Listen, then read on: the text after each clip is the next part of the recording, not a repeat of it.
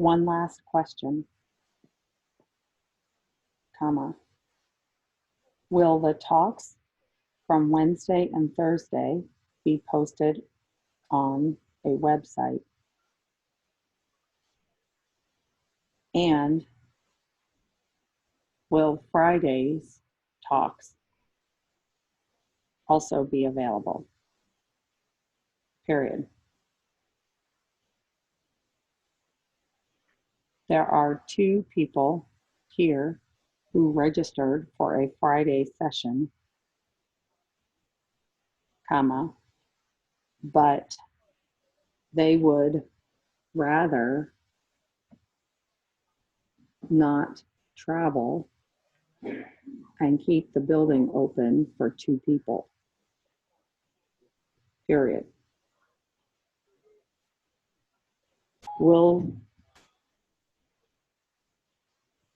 Okay, go ahead and find your seat for this interactive presentation. So if you're ready, find your seat. After the meeting, question mark.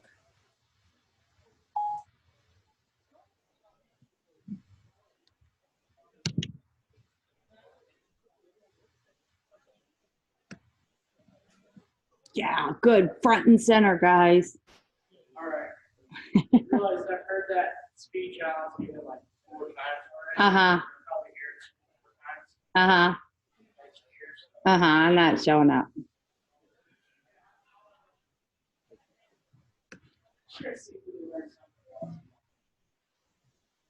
I don't know where I'm going to put this one here. Maybe over here.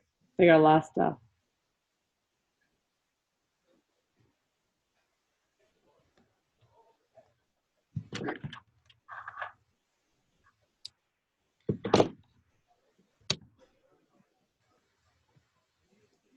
Do you want to go ahead and introduce yourself at some, or do you want me to do?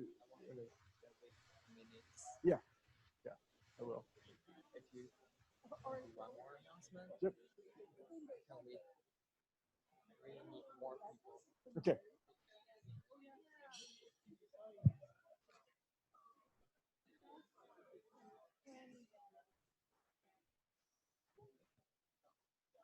Okay, we're just about to start our next presentation. It is interactive, so definitely find your seat, and we'll put you to work on this. So 1 more minute, and we're going to go ahead and get started.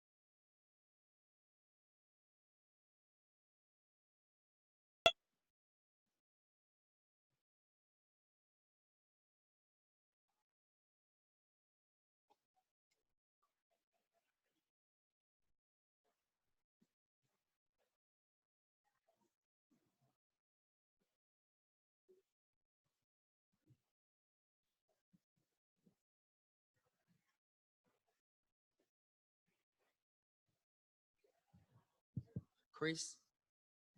Yep. Okay. Um, Hello, everyone.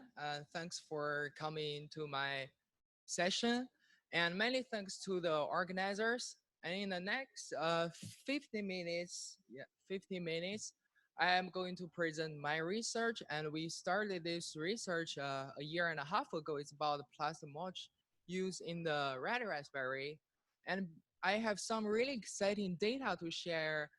In addition to last year I present here, and before that I have a survey component. I saw some of you already have the clickers, and I really appreciate you participate in the survey component if you are a grower, agricultural consultant, or farm manager, or agricultural supplier. And your information will be really valuable to us. And this survey, the purpose of the survey is to gain more knowledge and ideas regarding your perception about our research and your perception about plastic mulch used in the red raspberry. And this survey will be anonymous, and we won't track any of your information. And I would be really appreciative if you can participate the whole survey. There are three components in the survey, and the first would be some characteristics regarding your farm and your knowledge level about the plastic mulches. And second one would be polyethylene use in the kimberry production, and the last part would be biodegradable plastic mulch uses in the kimberry production. And I'm going to start, and there are all the questions are multiple choice, and there will be only single answer question and also multiple answers, and you will tell it easily because I differentiate them. And the first question is, where do you farm? If you farm multiple states, you can choose multiple states.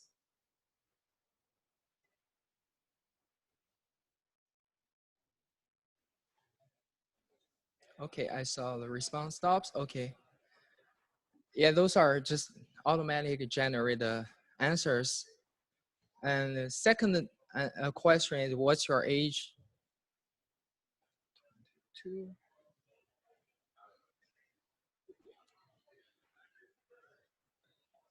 Thank you. And which category best to describe you? And you can choose multiple answers.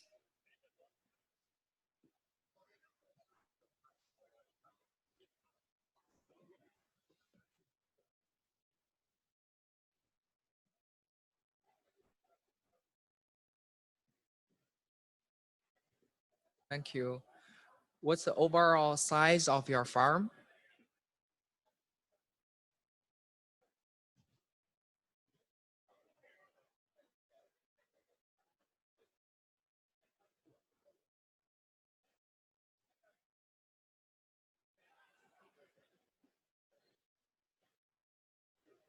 How many acres of raspberry do you farm?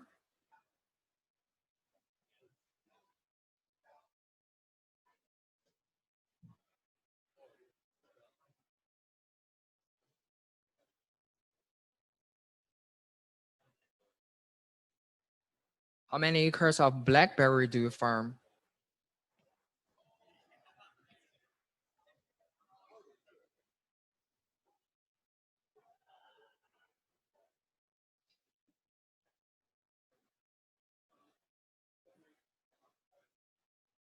Which type of planting material do you use for your kimberry operation?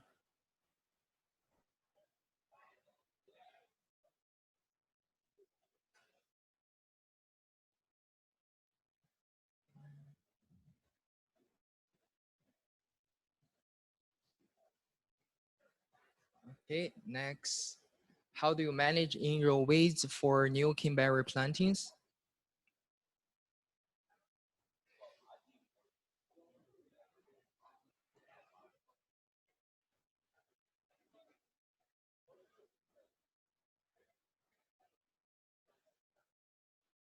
Okay, which of the following management practice do you currently perform on your kimberry farm?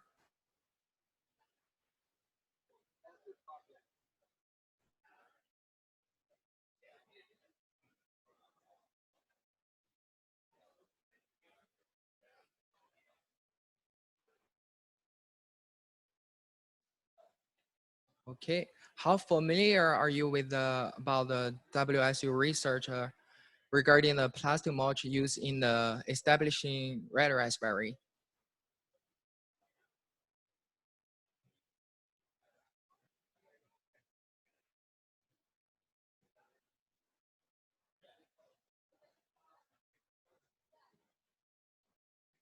Where did you learn about WSU research evaluating the plastic mulch in red raspberry?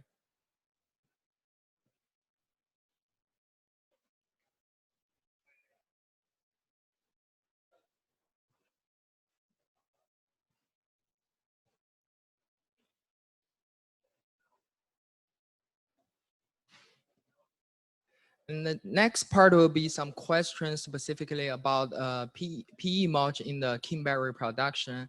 The first one, how familiar are you with the PE mulch for weed management in kimberry production?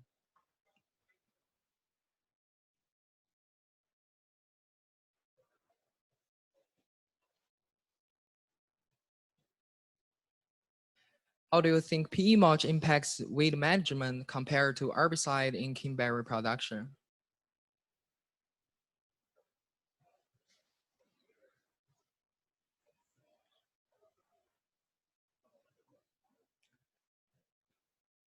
How do you think PE mulch impacts weed management compared to hand weeding in the kimberry production?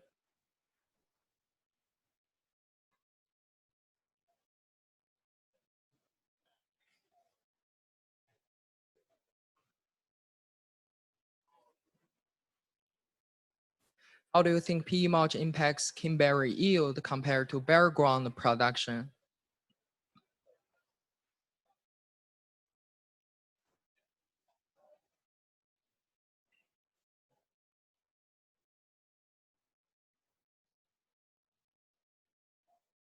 How do you think PE mulch impacts the parasitic nematodes populations compared to bare ground in the kimberry production?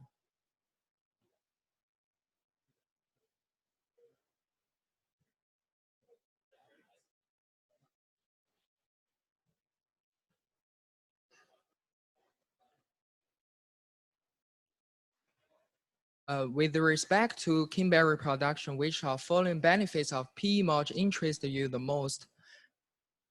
You can choose multiple answers.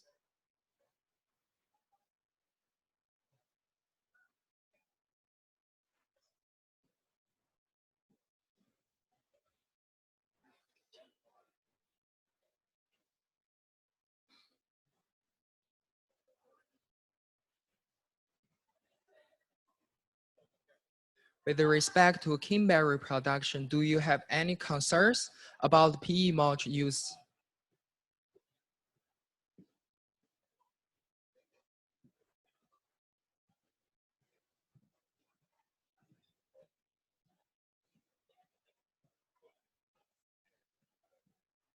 During which of following year did you use PE mulch in your kimberry production?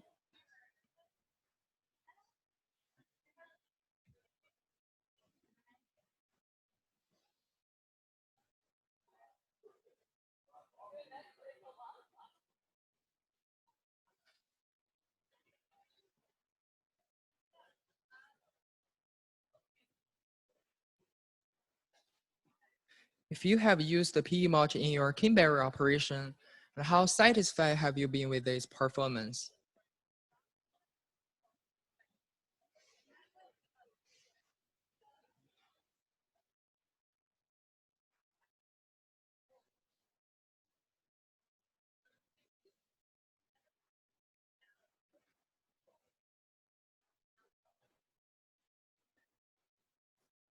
What's the likelihood that you will use PE mulch in your kimberry operation in 2019, next year?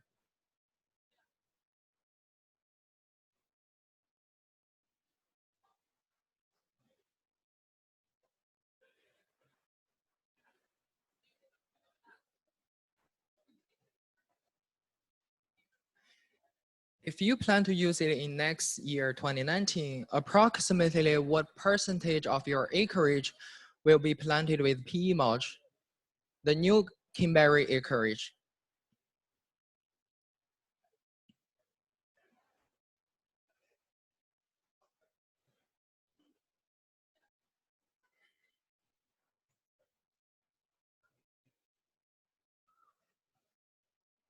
What's the likelihood that you will use PE mulch in your kimberry operation in the next 5 years?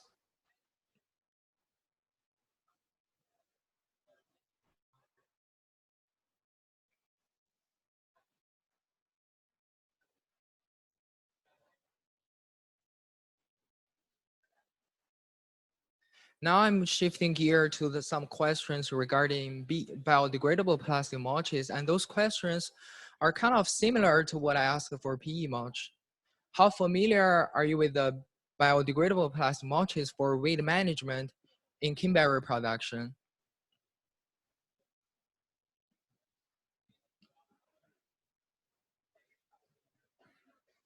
How do you think BDMs or biodegradable plastic mulches impact the weed management compared to herbicide in the kimberry production?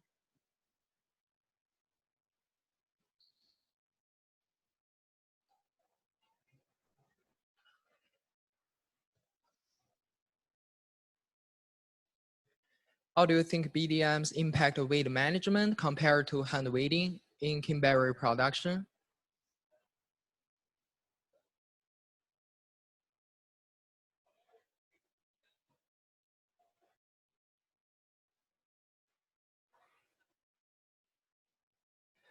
How do you think BDMs impact the kimberry yield compared to bare ground production?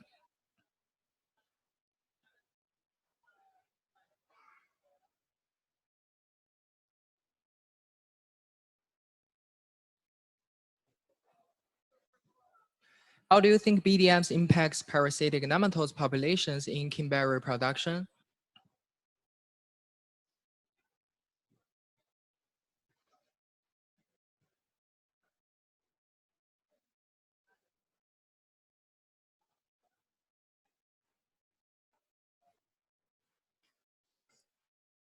With respect to kimberry production, which of following benefits of BDMs interest you the most?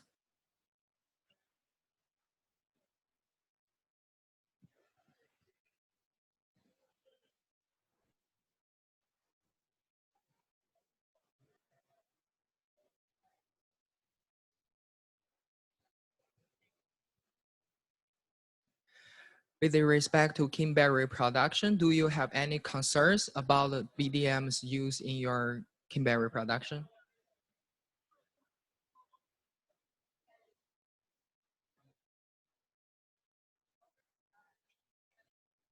During which of following year did you use BDMs in your kimberry production?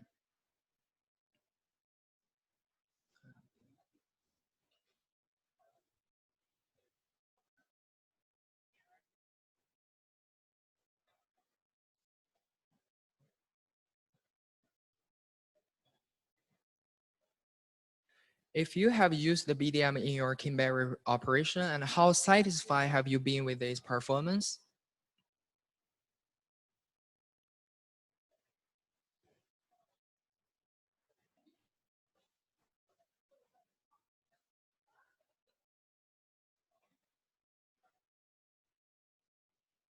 What's the likelihood that you will use the BDMs in 2019 next year?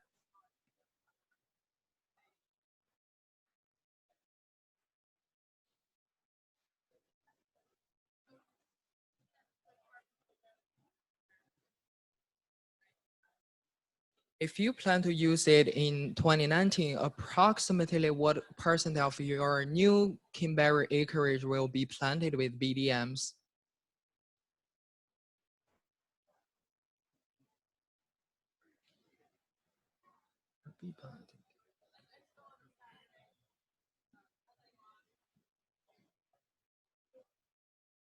What's the likelihood that you will use it in the next 5 years?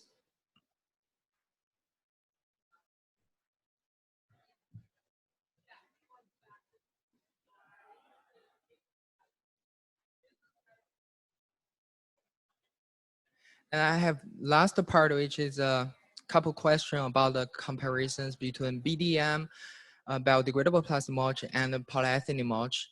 The first one, how do you think the PE mulch and the BDMs compare with regard to weed management in the kimberry operation?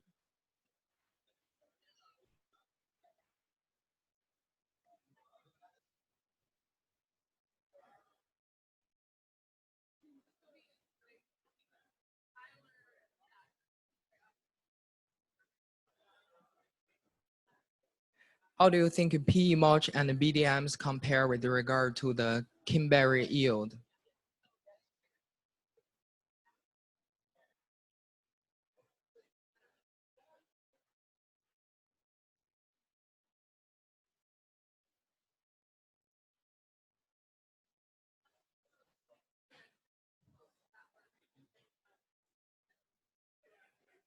I think, yeah, that's the last question. Now I'm shifting gear to present the research results that we have been doing for last a year and a half.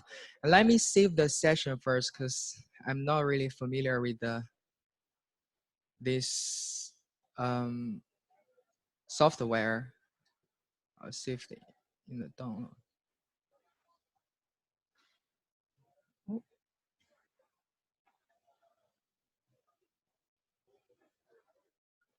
And I'm going to open my talk. It's save it. Okay. We started this research. Oh, by the way, if you are done with Clicker and when you leave, could you return it to my lab members? And we borrow those from a scientist, and she insists us to get them all back. And now I'm going to start about some background information about my research and also some results. And the survey, the reason we want to do it is we want to get more information about their perception regarding the plastic mulch in the red raspberry or even blackberry. So in the future, when we do the outreach, we can improve our outreach method to help improve our outreach efforts. And also maybe we could generate some new research ideas that may have the potential to help the red raspberry industry. And the title of the research is simply is plastic mulch used in red raspberry. And the plastic mulch I mean here includes biodegradable plastic mulches and also polyethylene mulches. And as we all know that Washington State is a national leader for the frozen red raspberry production, and this data is from 2017. Washington State, the red raspberry growers produced around 78 million pounds processing red raspberry. It's really amazing. And this county we are at today, Whatcom County, produces over 97% of Washington production, making this region extremely important and also making my research really valuable. And growers recently are starting to use the tissue culture plugs, and because tissue culture techniques allow the nurseries to generate numerous plants in a small operation area, and also can produce some clean material that are free from pathogen, bacterial, and virus. However, some growers find that tissue culture plugs are hard to establish relative to some traditional planting materials, such as bare root kings or root cuttings, and this makes them a weak competitor with weeds. And polyethylene mulch has been used in agriculture since 1960 because its impacts on modification of soil temperature and moisture, weed management, and also the yield. Biodegradable plastic mulches only started a decade or 2 decades ago, and it has been shown that they have a really comparable effects regards to polyethylene mulch. And biodegradable plastic mulches is manufactured with the different feedstocks and additives relative to polyethylene mulch, and biodegradable plastic mulches is engineered to biodegrade in the soils by microbial activity, and it has a potential to reduce the plastic waste generation. So why do we consider biodegradable plastic mulches in the red raspberry? And first, there are a few studies that have explored the biodegradable plastic mulches in the perennial system, including raspberry. But most of those research are done in the primary cane fruiting raspberry, predominantly in the Europe. And the results are really promising. So and by using, instead of using polyethylene mulch, by using biodegradable plastic mulches have the potential to reduce the labor and the costs associated with the PE mulch removal and disposal. And overall, it may promote on-farm efficiency and also profitability. Ruling nematodes is a plant parasitic nematodes, and many of you are grower and you are pretty familiar with these nematodes, and that's one of the major reasons that growers fumigate their soil. And there are some research that has explored different temperature effects on ruling nematodes' hatching abilities, and it's shown that different temperature has different effects on their hatching abilities. So by using plastic mulches in the raspberry production, plastic mulch has a potential to change the soil temperature and the moisture under the mulches, and this in turn may impact the hatching ability of the ruling nematodes populations. And we are the first research to explore the ruling nematodes population dynamics under plastic culture. So we established our trial in May 2017. Here are our treatments, including top 4 are biodegradable plastic mulches with different thickness. And the 5th one is a polyethylene mulch. And last one is bare ground control. For the polyethylene mulch, the thickness we used is 1 mil, and it's recommended by the agricultural consultant, and it's kind of a standard for agriculture plastic mulch. And for biodegradable plastic mulches, we choose a thinner one. It's only 1.5 and 1.6 mil. The reason we chose this, we talked to the manufacturer first to ask their suggestions regarding the request we want, and they suggest 0.5, 0.6 would be suitable for our production. And to reduce the cost, of course, thinner one means it costs less for the growers. And here is an experimental design. The size of the plot is 2 acres, and it's a randomized complete block design with 6 treatments, 5 plastic mulch, and 1 bare ground control, which is a grower standard practice. And we replicate them 5 times. And each plot length is 120 feet, and we block it across the row to control the soil variation. The field was fumigated, was broadcast fumigated in September 2014. And the cultivar we used for this experiment is exclusively produced through tissue culture, and it's Wakefield. The objectives of the study are to study the impacts of the plastic mulches on plant growth, fruit yield, fruit yield, weight incidence, ruling nematodes populations, and soil temperature and moisture. Due to this is a mulch study, and including biodegradable plastic mulches, so both mulch surface and in-soil degradation are also being assessed in this research. And now I'm shifting gear to the results and data collection part. I will integrate our method, our results, and I will also kind of give you some conclusion and discussion about the results. And this slide shows you the category of the results I have planned, including primary king head numbers and the yield. I have pest, including weeds and also root nematodes populations.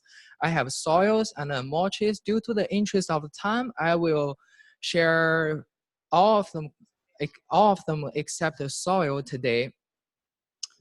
And this picture was taken in July 2017.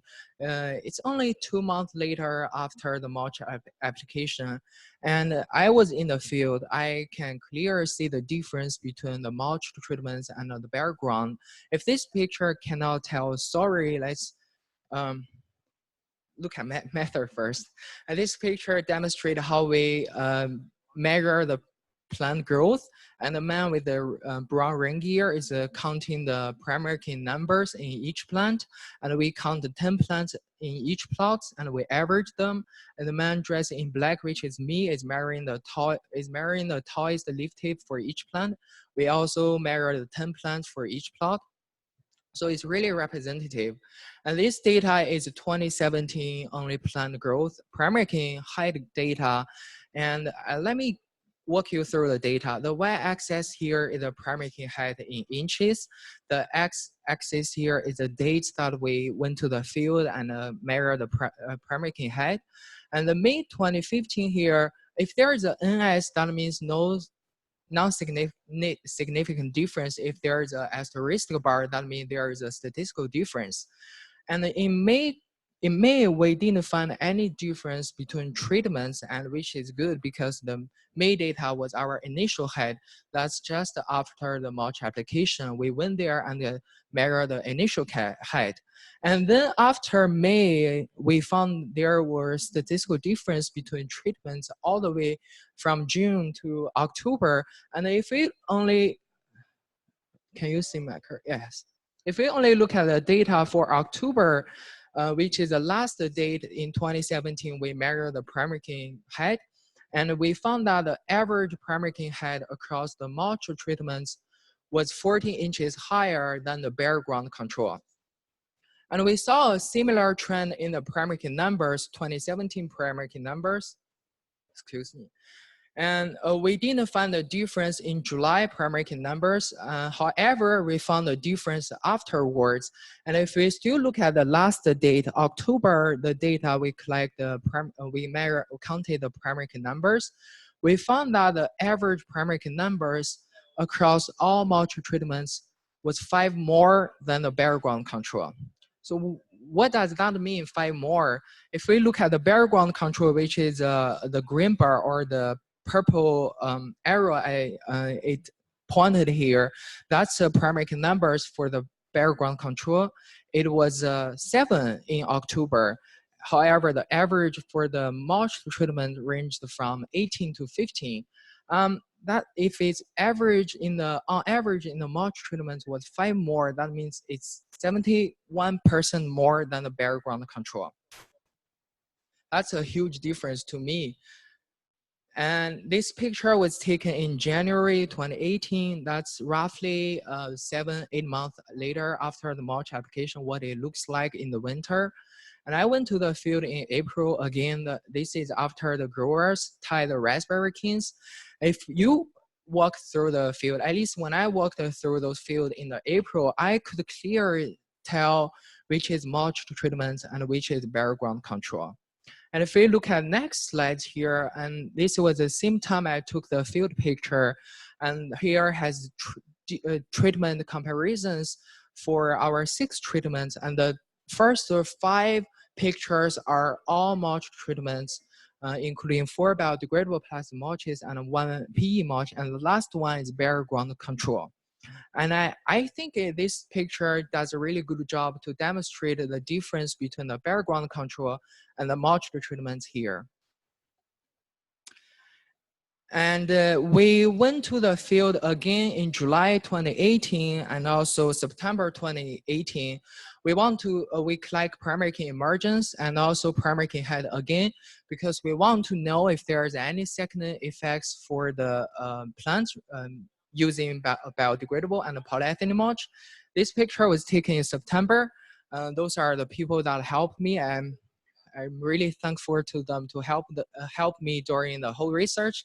And also Lisa is presented here because Lisa is my advisor, and she is also helpful during the research.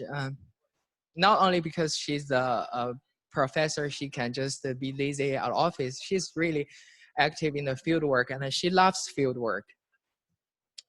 And this slide is a data primary king emergence and primary king height data that collected in 2018. Let me get you familiarized with the table here. The first column is the treatments, and the second column is the primary king emergence data. We collect those in July. The grower, they practice the king burning and also king cutting earlier before the July, but we went to the field in the July and count all the primary king emergence, including the one that was burned and also was cutted. It is still visually, we still can visually saw it, so we counted them. And those data were presented, were collected from a 30-feet region from each plot. And if we look closer to the treatments here, sorry, it's weird. The PE mulch, it's weird. Sorry about that. I will just vocally present this. The PE mulch, or let's look at the bare ground. You can see my mouse here. The bare ground here had a higher primary key emergence when compared to the PE mulch and the Novamont 0.5.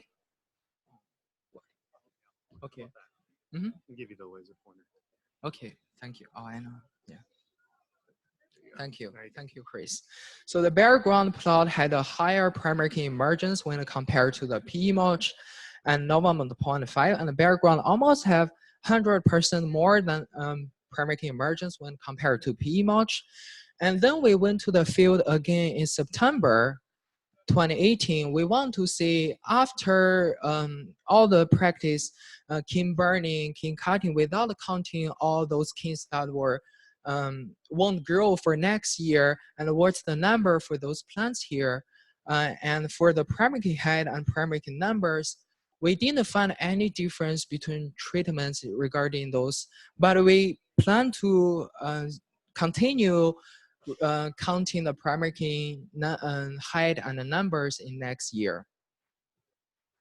Now let's get to the really exciting part, the yield. So the growers harvest the field 14 times.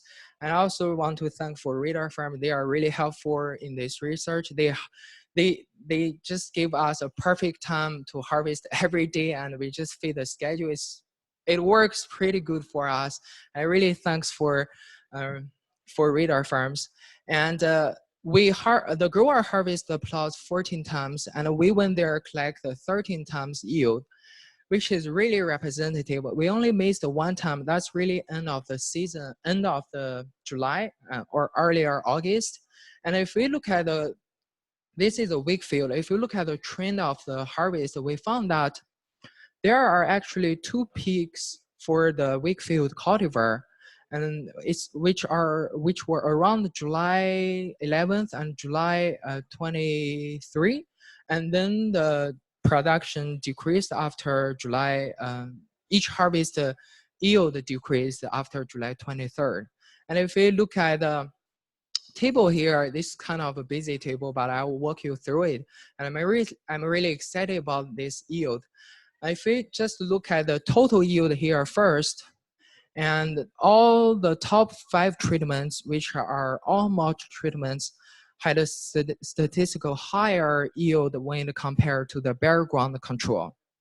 And if we look at different harvest, we kind of categorize the harvest by the production cycle into 3 harvest dates. Earlier in June to kind of middle July, and middle July to end July, and end July to middle August. And if we look at the early harvest here, we found that there was no statistical difference between treatments. However, if we look at the data here, the bare ground had a yield. Oh, I'm sorry to mention that the yield was pounds per 30 feet. And if you look at the bare ground yield here, it's 5.5. However, other treatments are all numerically higher than the bare ground. If we look at the middle harvest here, all mulch treatments except the BASF 0.5 had a statistical higher yield when compared to the bare ground control. And if we look at the late harvest, we found that all the BDM, biodegradable plastic mulches, had a higher yield when compared to the bare ground control. And we also find an interesting trend here. If we just look at the PE mulch, the first harvest of PE, it's 3.5 pounds more than the bare ground. However, for the late harvest, the yield of the PE was similar to the bare ground, and we assume that maybe PE mulch had an effect to enhance the harvest time. And now I'm transforming this table to the units you prefer, the pounds per acre. And let's forget about the different harvest dates here, and let's just look at the treatments and total yield pounds per acre. And I average all the mulch treatments, the average yield for all the mulch treatments was around 900 pounds per acre. If I calculate for bare ground, which was around 6,200 pounds per acre. And if I use the average from the mulch treatments minus the bare ground control, and I have a difference at around 2,700 pounds per acre. That's a huge difference. That's like a 34% difference. I don't think I need to do any economic analysis here. I think you are more sensitive and smart than me when it comes to this data. Now I'm shifting to the second data category, which is pests, including weeds and the ruling nematode populations. And for the weeds number, we only collect the weeds, or we only measure the weeds from 2017 growing season. And although the grower, they hand weeded the bare ground plots 3 times during the growing season, we still found that all collecting days, the bare ground control had a statistical higher weeds number than the mulch treatments. And if we look at the ruling nematodes population data, this is a really busy table, and I'll get you familiarized with the table first. The first column here is treatments, and the rest columns are all ruling nematodes population that were collected at different dates. And you can tell that we have May and October 2017, May and September 2017. We collect twice per year. For May 2017, the data was collected before the mulch application, which is a baseline ruling nematodes population. And we didn't find any difference between treatments, which is good because we didn't want to find any difference before our treatment application. And if we just focus on the September 2018 data, because this is the newest data and closely, it's only 2 months ago we collect the data. So this can represent the ruling nematodes population in the field now. Let's look at the ruling nematodes population in the soil first. This is a 100-gram soil. The PE mulch had a statistical higher ruling nematodes population in the soil when compared to the Nobleman 0.5. And there are some research that recommended that ruling nematodes population in the soil is not the best indicator for the infestation level. So let's move on to look at the ruling nematodes population per gram root here. And we found that the PE mulch still had a significant higher number compared to BASF 0.6 and bare ground control. And the number for polyethylene mulch, the ruling nematodes population number for PE mulch was 2,600, and it ranged from almost 400 to 700 for BASF 0.6 and bare ground control. And I looked into some literature, and I found one study that was done by Dr. Inga Zasada. She's a nematologist in USDA ARS, Oregon. And she has a lot of research about nematodes, including some fumigation and also different nematicide.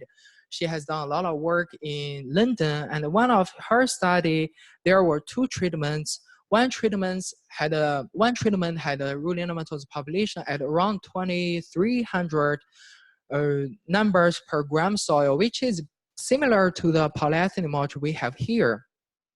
And another treatment she got had a ruling nematodes population, which was only around 300, which was even lower than the BASF 0.6 and bare ground control we have here.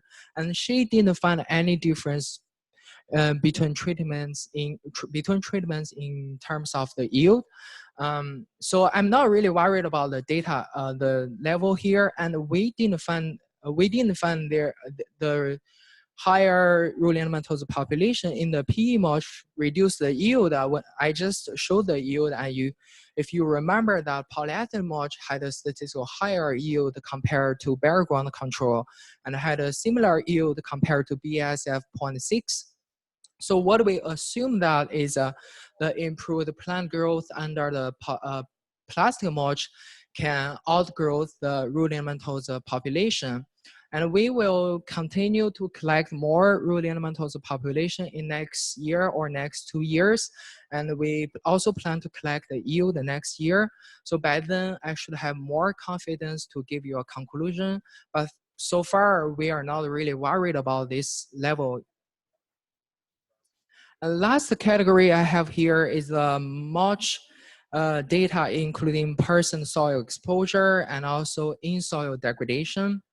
As for person soil exposure, this was visually assessed by me twice per month since the mulch application until this year, mid-April. This is almost a calendar year, and we found a difference between treatments in July. The first time we found a difference, and there were a couple huge wind events in Whatcom County in October 2017, and our grower cooperator, they tied the raspberry around mid-March. So before the raspberry tying here, the person soil exposure for polyethylene mulch was only 2.6. However, it ranged from 67 to 81% for the biodegradable plastic mulches. And after the raspberry kin tying, we found that the PE mulch was removed by the growers, and the biodegradable plastic mulch person soil exposure ranged from 90 to 95%. So in closing, I want to give you some conclusions here. Plant grown with the plastic mulch, including biodegradable one and also polyethylene, had a greater primary kin height and primary kin number relative to bare ground control. Yield was higher in all mulch treatments when compared to the bare ground control. There is no difference in average berry weight, and mulch treatments successfully control the weeds in the establishing year, so there was no hand weeding needed. Rural elementals population, both in soil and in roots, was higher with the soil and plants treated with polyethylene mulch. Soil temperature was higher with the all mulch treatments compared to the bare ground control. PE mulch removal, this is just a small study. We want to see if we remove the biodegradable plastic mulches and also remove the PE mulch, and how much soil do we remove. We went there around mid-March, mid-April. We removed the kind of 2 meter region. I shouldn't use meter, sorry, 6 feet region in each plot. We want to see how many soil are we removing. And so we measure the weight of the, just right after the remove and clean the mulches and measure the weight again. So we calculate that if we remove the PE mulch from the field in around March and April, we can remove 1,000 pounds soil per acre. And that's almost topsoils. So overall, the BDMs and the PE mulch are available tool for growers to use in commercial red raspberry production with plants established as tissue culture transplants. And I would like to thank my research team. Without those people, I couldn't finish this research. And I also want to thank all the people that helped me, and also the farm cooperators and mulch manufacturers, and also some grant institutions. Here is my citation, and within that, I'm happy to answer any questions.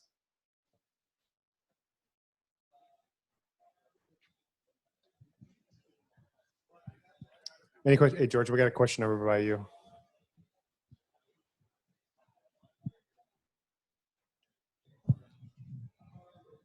Hey, in previous work, we saw that there was a difference in the quality of the canes that were produced under mulch. Are you doing anything to look at your data to see how consistent the size and caliper of those canes are in comparison to the bare ground? The question is if we looked into a difference between the quality of the canes. We didn't look into the quality of the canes.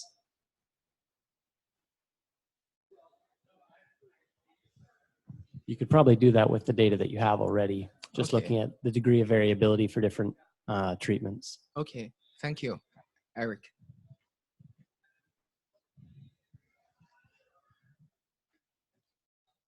Do you have cost data on the hand weeding and the cost of the mulch in installation? Great question. The question was, do we have any cost analysis regarding hand weeding and mulches? We don't have the specific cost for details, but that's something we are going to do. And we plan to create some fact sheets to analyze different costs on different management. And that's a great question because that's something we really want to do to generate for growers. It will be really helpful. But we do have some costs about mulches on our website right here. Those are just starting the fact sheets.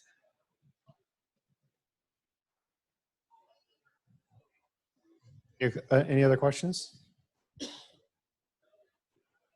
Let's thank Juan. Thank you. And you're going to be around at social hours, so if anything comes up between now and then, Yeah, I will be here. I'm Okay. happy to answer any questions or discussion you want to have. thanks, Juan. Okay, we've got a break right now until about 4 o'clock, or we'll see you back in here or in the Fall Creek Nursery Room.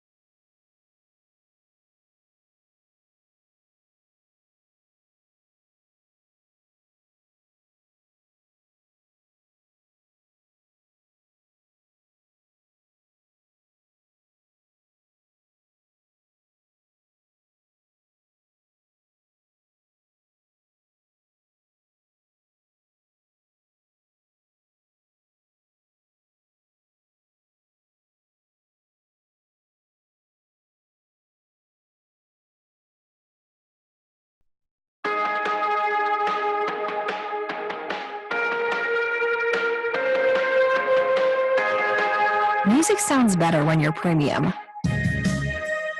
When you can play on demand, offline, and ad-free. When you can skip straight to the songs you love. When you can take your tunes everywhere you go. So when are you going to go premium? Tap on the banner now to learn more.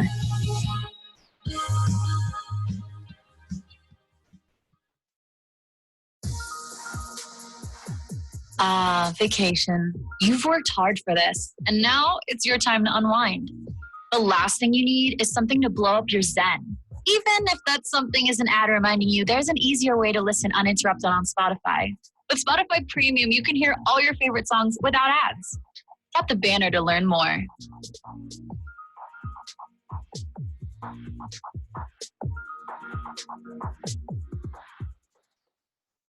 Premium gives you uninterrupted music and unlimited skips, all at an unbelievable price. For a short time, it's only $9.99 to join Premium for 3 months. Now, when you're listening to your favorite songs or playlists, there'll be no more ads to get in your way. Plus, you can skip as much as you like, and hop, and jump. No one will judge. Tap the banner to get 3 months of Premium for 99 cents.